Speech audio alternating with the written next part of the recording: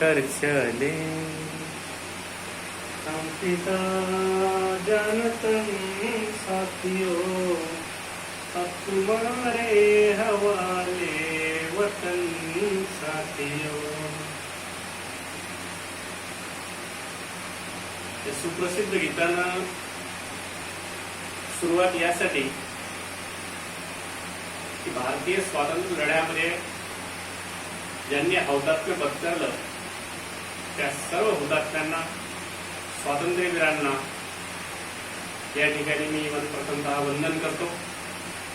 आणि विद्यार्थी मित्रांनो, आपलं पुनश्च एकदा स्वागत करतो। आज आपण मागच्या तासामध्ये सांगितल्याप्रमाणे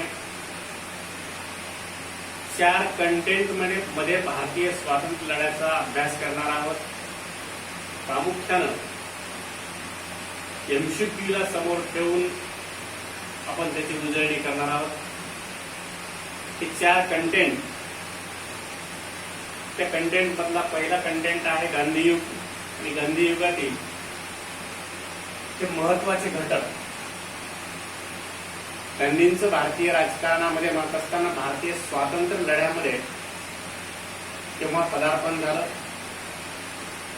1915 ते 20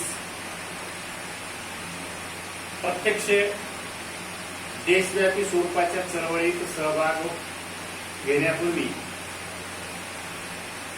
1915 ते 20च्या दरम्यानचे काही लढे, त्यानंतरची असहकार चळवळ, सविनय कायदेभंगाची चळवळ, चले जाव चळवळ, अशा प्रमुख 3 चळवळी आणि त्यानंतरची 1947ची माउंटबॅटन योजना, भारतीय स्वातंत्र्य, अशा 4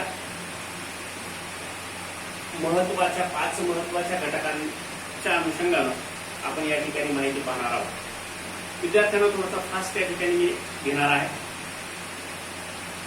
गांधींचा जन्म 2 ऑक्टोबर 1869।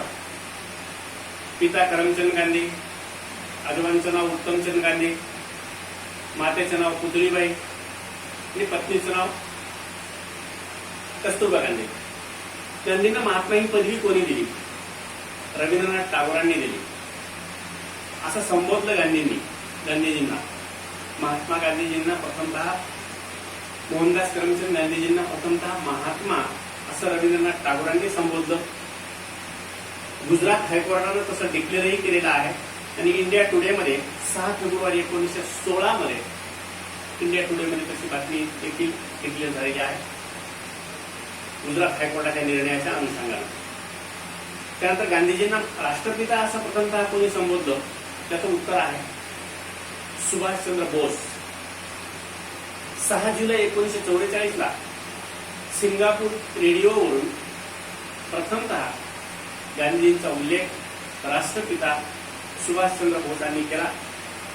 पुढे 28 एप्रिल 1947 Gandhi referred with the same title by Sarojini Naidu at a conference. गांधीजींचं भारतीय राजकारणात पदार्पण, भारतीय स्वातंत्र्यात पदार्पण 1915 मध्ये झालं। 1915 मध्ये गांधीजी ज्यावेळेस भारतामध्ये आले, आफ्रिकेवरून भारतात आले, तेव्हा त्यांचं वय 45 वर्ष होतं। 1969 ते 1915 वयाच्या 45व्या वर्षी भारतामध्ये त्यांचं आगमन झालं।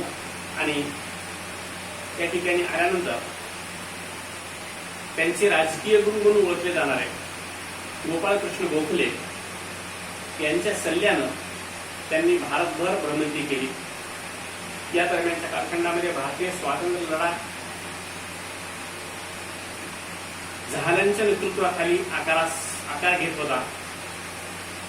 याच दरम्यानच्या कालखंडामध्ये पहिलं महायुद्ध सुरू होतं 1914 ते 18 पहिल्या महायुद्धाचा कालखंड। आणि गोखलेंच्या सल्ल्याने गांधीजींनी भारतभर भ्रमंती केली। आणि याच दरम्यानच्या कालखंडामध्ये गांधीजींनी संबंध भारताची माहिती घेतली। तसं पाहिलं तर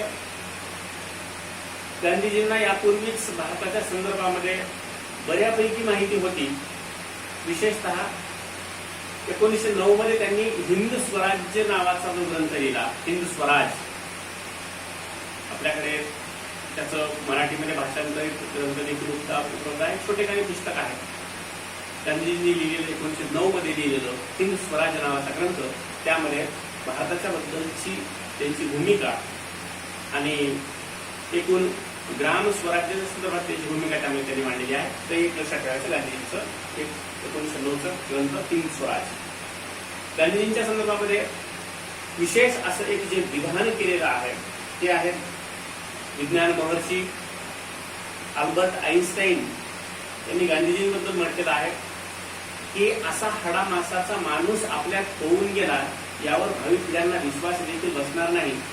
अशा या मोहनदास करमचंद गांधी यांच्या कारकिर्दीतल्या महत्वाच्या घटनांचा उल्लेख करत असताना गांधीजींनी 1988 ते 91 या कालखंडामध्ये इंग्लंडमध्ये त्यांचं वास्तव्य होतं. तिथे त्यांनी शिक्षण घेतलं. 1891 मध्ये त्यांनी बॅरिस्टरची पदवी प्राप्त केली आणि त्यानंतर 91 मध्ये भारतात आल्यानंतर मुंबई आणि राजकोट या ठिकाणी त्यांनी वकिलीचा व्यवसाय केला. त्यानंतर 1893 मध्ये ते आफ्रिकेला एका मुस्लिम व्यापाराच्या खटल्याच्या अनुषंगानं आफ्रिकेला गेले. आफ्रिकेमध्ये तिथे त्यांनी काळा आणि गोरा असा जो भेदभाव केला होता त्याविरुद्ध त्यांनी तिथे जो लढा उभारला आणि तिथेच त्यांनी एक वृत्तपत्र चालवलं. ते वृत्तपत्राचं नाव आहे इंडियन ओपिनियन. इंडियन ओपिनियन हे तिथं चालवलेलं वृत्तपत्र आहे. आणि या संदर्भामध्ये एक इतिहासकार चंद्रन देवनेसन हा इतिहासकार म्हणतो की दक्षिण आफ्रिकेनंच गांधीजींना महात्मा बनवलं. हे विधान आहे इतिहासकार चंद्रन देवसेन यांचं. आणि तर तिथेच गांधीजींचा आत्मविश्वास वाढला.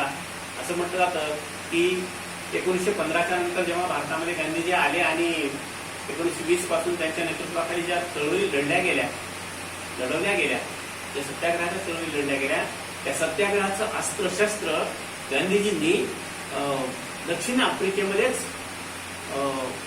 तावून सुलाखून बघितलेलं होतं. त्याची चाचपणी दक्षिण आफ्रिकेमध्येच केलेली होती. गांधींच्या व्यक्तिमत्वाची जडणघडण झालेली आहे. त्यामध्ये हिंदू धर्माचा अध्यात्मवाद आहे.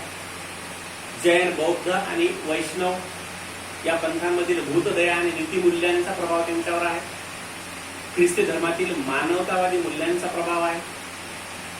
आणि आईच्या जी त्यांची व्रत आचरणाची जी प्रवृत्ती होती आईची, तिचा प्रभाव देखील आहे. त्यानंतर भगवद्गीतेचा फार मोठा प्रभाव गांधीजींवर होता. आणि वडिलांची सचोटी, त्यांची व्यवहार कुशलता, सत्यनिष्ठा, संग्राहकता हे गुण त्यांनी स्वीकारलेले आहेत. यानंतर जागतिक कीर्तीचे जे विचारवंत होऊन गेले आहेत त्यामध्ये अरिस्टॉटल आहे. त्याच्यानंतर टॉलस्टॉय आहे. आफ्रिकेमध्ये त्यांनी एका फॉर्मला टॉलस्टॉय फॉर्म असं नाव दिलेलं होतं जो उभारला होता त्यांनी. त्या टॉलस्टॉय फॉर्म यावरून त्यांच्या टॉलस्टॉयचा प्रभाव आहे. जॉन रस्किनचा प्रभाव आहे. थोरोचा प्रभाव आहे. थोरो, रस्किन आणि टॉलस्टॉय यांचा प्रभाव असलेले गांधी यांच्या नेतृत्वाखाली सुरुवातीच्या ज्या चळवळी झाल्या, इथल्या प्रारंभीच्या चळवळी म्हणजे 1915 ते 20च्या दरम्यानच्या चळवळी, त्यामधल्या महत्वाच्या चळवळी म्हणून जी पहिली चळवळ कशी पाहिलं तर त्यांची जी आहे ती आहे प्रशांत महासागरात असलेलं फिजी बेट. फिजी बेटामध्ये गोऱ्या मळेवाल्यांकडून जे शेतांवर काम करणारे जे लोक असत त्यांना ते गुलामाप्रमाणे वागवत असत. या फिजी बेटाच्या या गुलामीच्या पद्धतीच्या विरोधामध्ये त्यांनी पहिल्यांदा प्रयत्न केला. आणि 31 मे 1917च्या पूर्वीच सरकारनं ही जर पद्धत बंद नाही केली, हे शोषण नाही बंद केलं तर सत्याग्रह सुरुवात केलं गेलं. आणि सत्याग्रह अस्त्राचा हा पहिला प्रयोग फिजी बेटावरचा होता, तो यशस्वी झालेला. त्यानंतरचा दुसरा प्रयोग हा 1917 मधला भारतातला पहिला सत्याग्रह गांधीजींचा कुठे झाला तर चंपारण्यामध्ये झाला. तिथे निळीच्या उत्पादनाची सक्ती आणि निळीचे जे मळेवाले होते या मळेवाल्यांकडून मजुरांचं जे शोषण होत होतं त्या विरुद्धचा बिहार प्रांतातला चंपारणचा सत्याग्रह, बिहार प्रांतातला चंपारणचा सत्याग्रह 1917 हा गांधीजींचा अनुक्रमे दुसरा पण भारताचा पहिला सत्याग्रह। या सत्याग्रहामध्ये राजेंद्र प्रसाद आहेत, त्यानंतर महादेवभाई देसाई आहेत, नरहरी पारिख आहेत, जे.बी. कृपलानी आहेत। हा यशस्वी झालेला पहिला सत्याग्रह आहे। त्यानंतर दुसरा सत्याग्रह अहमदाबाद मधला कापड गिरणी कामगारांचा सत्याग्रह। कापड गिरणी कामगारांचं जे शोषण होत होतं किंवा त्यांना जो त्यांच्यावर अन्याय होत होता, त्यांच्या वेळेच्या प्रमाणामध्ये त्यांना मोबदला मिळत होता, कामाच्या मोबदला मिळत होता। गांधीजींचे एक मित्र होते, ते अहमदाबादचे गिरणी मालकच होते, त्यांचं नाव आहे अंबालाल साराभाई। ते देखील या मताचे होते की ज्या प्रमाणामध्ये या सर्वांना श्रम करावे लागला आहे त्या प्रमाणामध्ये मोबदला मिळत नाही। तर गिरणी कामगारांचा अहमदाबादचा हा दुसरा सत्याग्रह आणि तो यशस्वी झालेला आहे। यामध्ये कामगारांनी संप केल्यानंतर वेतनामध्ये 35% वाढ झाली आणि इथलं गांधीजींचं हे एका अर्थानं आंदोलन यशस्वी झालं। त्यानंतरचा आहे गुजरातमधलाच खेडा या ठिकाणचा सत्याग्रह। 1918 मधला गुजरातमधला खेडा सत्याग्रह हा आहे शेतसारा माफीच्या संदर्भातला सत्याग्रह। हा देखील यशस्वी झाला। गुजरातमध्ये दुष्काळ पडलेला होता आणि शेतसारा मातीची आवश्यकता होती, त्यासाठी गांधींनी केला हा गुजरातमधला खेडा जिल्ह्यातला सत्याग्रह हा यशस्वी झाला। आणि या संदर्भामध्ये नलिनी पंडितांचा जो एक ग्रंथ आहे आपल्या ग्रंथालयामध्ये देखील आहे आणि आपल्या डिपार्टमेंटात देखील आहे। नलिनी पंडितांचा गांधी नावाचा ग्रंथ मराठी भाषेमध्ये गांधींना व्यवस्थित न्याय देणारं असं पुस्तक आहे।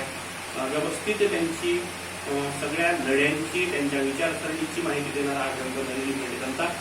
त्या ग्रंथामध्ये नलिनी पंडितांनी एक फार सुंदर वर्णन त्यांचं केलेलं आहे की शोषित गरीब आणि कामगारांच्या हक्कासाठी लढणारा एक नेता अशी गांधीजींची प्रतिमा 1917 पूर्वीच निर्माण झाली असं विधान या ग्रंथामध्ये नलिनी पंडित करतात। साबरमतीला याच दरम्यानच्या कालखंडामध्ये गांधीजींनी जो आश्रम स्थापन केला होता, या साबरमती आश्रमातूनच पूर्वी कालखंडामध्ये गांधीजींना वेगवेगळ्या लढ्यामध्ये सत्याग्रही मिळालेले आहेत। याच दरम्यानच्या कालखंडामध्ये पहिल्या महायुद्धाची तीव्रता लक्षात घेऊन ब्रिटिश सरकारने 1915 मध्ये एक कायदा केला होता। 1915च्या कायद्याचा आधार घेऊन पुढे चालून जो 1919 मध्ये जो रौलेट ऍक्ट केला गेला आहे तो देखील याच्याशी संबंधित असणारा मुद्दा आहे, तो लक्षात असेल। हा जो रौलेट ऍक्ट आहे, हा रौलेट ऍक्ट या दरम्यानच्या कालखंडामध्ये मार्च 1919 मध्ये झालेला हा रौलेट ऍक्ट, त्या रौलेट ऍक्टचं शब्दशः नाव आहे anarchical and crime act. Anarchical and crime act म्हणजे दहशतवादी क्रांतिकार्याच्या संदर्भातला हा कायदा केलेला आहे। म्हणजे बिना चौकशी तुरुंगामध्ये डांबण्याचा कायदा आहे आणि याच रौलेट ऍक्टचा निषेध गांधीजींनी केला गेला। त्यानंतरची या दरम्यानच्या कालखंडाची घटना आहे जालियनवाला बाग हत्याकांड। जालियनवाला बाग हत्याकांडाची तारीख आहे 13 एप्रिल 1919। या जालियनवाला बाग हत्याकांडाची विस्तृत माहिती आपल्या सर्वांना असेलच। यावेळी पंजाबचा लेफ्टनंट गव्हर्नर कोण होता? जालियनवाला बाग हत्याकांडाच्या वेळी पंजाबचा लेफ्टनंट गव्हर्नर हा जनरल मायकेल ओडवायर हा होता आणि प्रत्यक्ष जालियनवाला बाग हत्याकांडाच्या वेळी शूटिंगचे जे ऑर्डर दिले तो अधिकारी कोण होता? तर तो होता जनरल डायर। यावेळी किती फैरी झाडल्या गेल्या? 1650 फैरी झाडल्या गेल्या आणि यामध्ये जवळजवळ 1000 माणसं मृत्युमुखी पडले। या जालियनवाला बाग हत्याकांडाची चौकशी करण्यासाठी नावारूपाला का होईना एक ब्रिटिश सरकारने कमिशन नेमलं। ते कमिशन कोणतं? Hunter commission. मागच्या एका व्हिडिओमध्ये तुम्हाला मी सांगितलं काही कन्फ्युजिंग मॅटर्स आहेत. पण हे जे हंटर कमिशन आहे, जे जालियनवाला बाग हत्याकांडाची चौकशी करण्यासाठी सरकारनं नेमलेलं कमिशन, ते हंटर कमिशन आहे. आणि यापूर्वी 1882 मध्ये जे भारताच्या शिक्षणाविषयी एक कमिशन आयोग नेमला गेला होता, तोही हंटर कमिशनच आहे. काही मुद्दा या ठिकाणी लक्षात ठेवण्यासारखा आहे. त्या दरम्यानच्या कालखंडामध्ये भारतामध्ये एक चळवळ चाललेली होती, ती खिलाफत चळवळ. ती पहिल्या महायुद्धाच्या कालखंडामध्ये भारतीय मुस्लिमांनी तुर्कस्तानच्या खलिफा आणि तिथली खिलाफत तिला ब्रिटिशांकडून खिलाफत बरखास्त केली जाऊ नये यासाठीचं भारतीय मुस्लिमांनी उभं केलेले खिलाफत आंदोलन. या खिलाफत आंदोलनाला देखील गांधींनी पाठिंबा दिला होता. भारतीय मुस्लिमांचा स्वातंत्र्य लढ्यामध्ये सहकार्य मिळावं यासाठी या अनुषंगाने. असो तरी खिलाफत आंदोलन 1919 आहे. यानंतरच्या कालखंडामध्ये गांधीजींनी जो एक कार्यक्रम हाती घेतलेला आहे, तो म्हणजे असहकाराची चळवळ. असहकाराच्या चळवळीचा ठराव हा सप्टेंबर 1920च्या खास अधिवेशनामध्ये, कलकत्त्याच्या खास अधिवेशनामध्ये मांडला गेला. आणि या अधिवेशनाचे अध्यक्ष लाला लजपत राय होते. आणि नंतर पुढे रेग्युलर जे काँग्रेसचं अधिवेशन डिसेंबरमध्ये भरत होतं, ते 1920चं डिसेंबरचं अधिवेशन नागपूर या ठिकाणी भरलं. म्हणजे कलकत्त्याच्या खास अधिवेशनामध्ये गांधीजींनी हा ठराव मांडला असहकाराचा. आणि डिसेंबर 1920 जे वीर राघवाचारी म्हणजे अधिवेशनाच्या अध्यक्ष होते. मी मागे एका व्हिडिओमध्ये तुम्हाला सांगितलेलं होतं, द हिंदू नावाचं वृत्तपत्र मद्रासवरून काढणारे वीर राघवाचार्य हे 1920च्या काँग्रेसच्या अधिवेशनाचे अध्यक्ष होते. आणि या काँग्रेसच्या राष्ट्रीय अधिवेशनामध्ये, रेग्युलर अधिवेशनामध्ये हा असहकाराचा ठराव नियमित अधिवेशनामध्ये पास झाला. यावेळी प्रतिनिधींची संख्या 14,000 प्रतिनिधी उपस्थित होते. आणि याच अधिवेशनाच्या नंतर असहकार चळवळीचा प्रारंभ झाला. या दरम्यानच्या कालखंडामध्ये गांधीजींनी कोणती पदवी सरकारला परत केली? कैसर-ए-हिंद ही पदवी परत केली. रवींद्रनाथ टागोरांनी सर ही पदवी परत केली. तर अशा प्रकारचं असहकार आंदोलन हे असहकाराच्या कार्यक्रमाची या ठिकाणी फारशी विस्तृत या ठिकाणी चर्चा करणार नाही. वेगवेगळ्या पदव्या, मान सन्मान असा त्याग केलेला आहे. परदेशी वस्तूंवर बहिष्कार टाकला गेला. त्याच्यानंतर सरकारी सभा, कार्यक्रम, दरबार यावर देखील बहिष्कार टाकला गेला. शाळा कॉलेजवर बहिष्कार टाकला गेला. ब्रिटिश न्यायालयांवर बहिष्कार टाकला गेला. सरकारी नोकऱ्यांचा त्याग केला गेला. अशा प्रकारचा एक नकारात्मक कार्यक्रम देखील होता.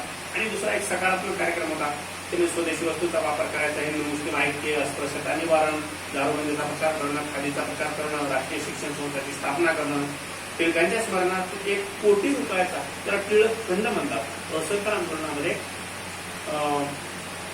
आंदोलनासाठी जो पैसा लागतो तो 1 ऑगस्ट 1920 मध्ये लोकमान्य टिळकांचं निधन झालेलं होतं.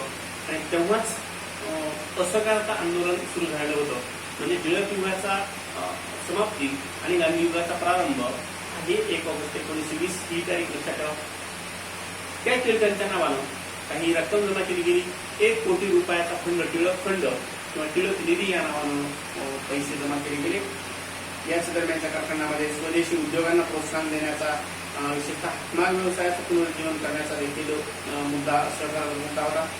स्थानिक पातळीवरचे जे खटले आहेत ते लवादाच्या मार्फत जर न्यायालयांवर बहिष्कार टाकला तर मग जे काही संघर्ष असते, जे काही छोटे मोठे वाद असतील तर ते स्थानिक लवादांच्या मार्फत निपटवावेत असंही ठरलं. तर असा हा कार्यक्रम दिला गेला. आणि याची व्याप्ती मोठ्या प्रमाणावर वाढली. खूप मोठ्या प्रमाणावर देशभर त्याला प्रतिसाद मिळाला.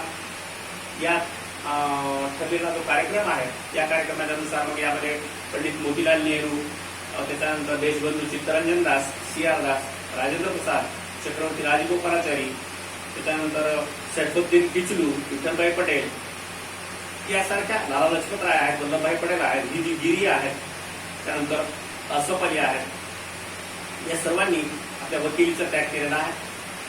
त्यानंतर असहकार चळवळीच्या वेळी भारताचे व्हाईसरॉय कोण होते, तर त्यावेळेचे व्हाईसरॉय म्हणजे लॉर्ड रिडिंग. लॉर्ड रिडिंग हे असहकार आंदोलनाच्या वेळी भारताचे व्हाईसरॉय होते. आणि असहकार चळवळीमध्ये ठरल्याप्रमाणेच 1920च्या निवडणुकीवर काँग्रेसनं बहिष्कार घातला. आणि असहकार चळवळीच्याच कार्यक्रमाचा भाग म्हणून जेव्हा प्रिन्स ऑफ वेल्सचं भारतामध्ये आगमन होणार होतं, प्रिन्स ऑफ वेल्सची भारत भेट होणार होती. आता हे प्रिन्स ऑफ वेल्स कोण आहे काही नाही विस्तृत त्याच्यामध्ये जाणार नाही. इंग्लंडचाच भाग असलेला वेल्स याचा राजपुत्र भारत भेटीवर येणार होता. आणि त्या प्रिन्स ऑफ वेल्सच्याच भारत भेटीच्या स्मरणार्थ मुंबईमध्ये जे गेटवे ऑफ इंडियाची उभारणी केलेली आहे ती त्याच निमित्ताने केली गेलेली होती. तर या प्रिन्स ऑफ वेल्सच्या भारत भेटीवर बहिष्कार घालण्याचं निश्चित झालं, हरताळ पाळायचं निश्चित झालं. हा देखील या असहकार कार्यक्रमाचाच भाग होता. याच दरम्यानच्या कालखंडामध्ये जेव्हा अशा प्रकारचं हे आंदोलन भारतभर पसरलं तर ब्रिटिश सरकारने देखील ते आंदोलन दडपून टाकण्याचा प्रयत्न म्हणून ते अनेकांना अटक केली. त्याच्यामध्ये सुभाषबाबूंना अटक झाली, त्याच्यानंतर मोतीलाल नेहरू, जवाहरलाल नेहरू, त्याच्यानंतर बॅरिस्टर चित्तरंजन दास, या सर्वांना, लाला लजपत राय, या सर्वांना अटक झाली. आणि याच दरम्यानच्या कालखंडामध्ये ठिकाणी ज्या दंगली होत होत्या तर अहमदाबादला जे काँग्रेसचं अधिवेशन झालं 1921चं अधिवेशन अहमदाबादला झालं. आणि या अधिवेशनाचे अध्यक्ष होते हकीम अजमल खान. 1921चं अधिवेशन हकीम अजमल खान हे अध्यक्ष. आणि या अधिवेशनामध्ये मुंबईला ज्या दंगली झाल्या त्या दंगलीचा देखील निषेध केला गेला. कारण ही असहकाराची चळवळ ही कोणत्याही प्रकारच्या हिंसेचं समर्थन करणारी चळवळ नव्हती. त्यामुळं अधिवेशनामध्ये हकीम अजमल खानच्या अध्यक्षतेखाली पार पडलेल्या अहमदाबादच्या अधिवेशनामध्ये मुंबईच्या दंगलीचा निषेध काँग्रेसच्या अधिवेशनामधून केला गेला. त्याच्यानंतरच्या कालखंडामध्ये एक महत्वाची घटना घडली, ते म्हणजे 5 फेब्रुवारी 1922ला संयुक्त प्रांत, त्याला सेंट्रल प्रोव्हिन्स असं म्हणतात, सॉरी मध्य प्रांत, आपण उत्तर प्रदेशातला आहे. उत्तर प्रदेशातल्या चौरी चौरा या ठिकाणी घडलेली घटना, त्याची तारीख आहे 5 फेब्रुवारी 1922. आणि 5 फेब्रुवारी 1922ला ही जी घटना घडली या ठिकाणी हे जे स्थळ आहे ते उत्तर प्रदेशात आहे. पोलीस चौकीतील लोकांनी, पोलीस चौकीतील पोलिसांनी जमावाला उद्देशून काही अपशब्द वापरले आणि त्यामुळे जमावाने संतप्त होऊन ती पोलीस चौकीला आग लावली. त्याच्यामध्ये जवळजवळ 22 पोलिसांची हत्या झाली. आणि अशा प्रकारची ही घटना घडली, ज्याला चौरी चौरा प्रकरण असं म्हटलं जातं. चौरी चौरा प्रकरणामुळे गांधीजींनी असहकाराची चळवळ मागे घेतली, म्हणजे अहिंसक आंदोलनाला गालबोट लागलं. यामुळे ही चळवळ मागे घेतली गेली. आणि हा ठराव 24 आणि 25 फेब्रुवारी या ठिकाणी, या रोजी बारडोली या ठिकाणी जी काँग्रेस वर्किंग कमिटीची बैठक भरलेली होती, बारडोलीच्या काँग्रेस वर्किंग कमिटीमध्ये असहकाराच्या चळवळीला स्थगिती देण्यात आली. बारडोलीच्या बैठकीमध्ये असहकाराच्या चळवळीला स्थगिती दिली गेली. आणि गांधीजींना त्यानंतर, म्हणजे जोपर्यंत गांधीजींची प्रतिमा, गांधीजींची लोकप्रियता ही परमोच्च शिखरावर जाऊन पोहोचलेली होती, तोपर्यंत ब्रिटिश सरकार गांधीजींना अटक करण्याची हिंमत करू शकत नव्हतं. आणि जेव्हा गांधीजींनी ही चळवळ मागे घेतली आणि त्या दरम्यानच्या काळात जवळजवळ सर्व नेते ही तुरुंगामध्ये होते आणि त्यांच्यावर टीका देखील झाली, त्याची पत्र देखील उपलब्ध आहेत. गांधीजींची लोकप्रियता आणि त्यांना मिळणारा जो पाठिंबा आहे तो काही प्रमाणात कमी झाला. यामुळं गांधीजींना अटक झाली 10 मार्च 1922 रोजी आणि त्यांच्यावर राजद्रोहाचा खटला भरला गेला. अशा पद्धतीनं ही असहकाराची चळवळ या ठिकाणी संपली. हा जो गांधीजींनी निर्णय घेतला, या निर्णयाच्या संदर्भात सुभाषचंद्र बोस यांनी आपल्या द इंडिया स्ट्रगल या ग्रंथामध्ये हा जो गांधीजींनी निर्णय घेतला त्याचं कोणत्या शब्दामध्ये वर्णन केलं, राष्ट्रीय आपत्ती या शब्दामध्ये सुभाषबाबूंनी द इंडिया स्ट्रगल या ग्रंथामध्ये अत्यंत मार्मिक शब्दामध्ये त्याचं वर्णन केलं आहे. C.R. दासांनी देखील यावर टीका केलेली आहे, मोतीलालजींनी टीका केलेली आहे, जवाहरलाल नेहरूंनी देखील टीका केली. लाला लजपत रायांनी तर एक 70 पानी पत्र पाठवून इतर नेत्यांसोबत चर्चा न करताच जी एकतर्फी चळवळ बंद करण्याचा निर्णय घेतला हा योग्य नाही अशा स्वरूपाचं लिखाण लाला लजपत रायांनी देखील केलेलं आहे. अशा पद्धतीनं ही चळवळ संपुष्टात आली. अत्यंत महत्वाची अशी ही चळवळ गांधींच्या नेतृत्वाखालची आणि या सुरुवातीच्या चळवळी गांधींच्या नेतृत्वाखालच्या आणि असहकार चळवळ ही या ठिकाणी आपण संपूया. पुढच्या टप्प्यामध्ये सैनिक ॲटोमॅट चळवळ आणि शरीराव चळवळ आणि माउंट बॅटन प्लॅन याच्यातले काही महत्वाचे घटक आपण थँक्यू व्हेरी मच.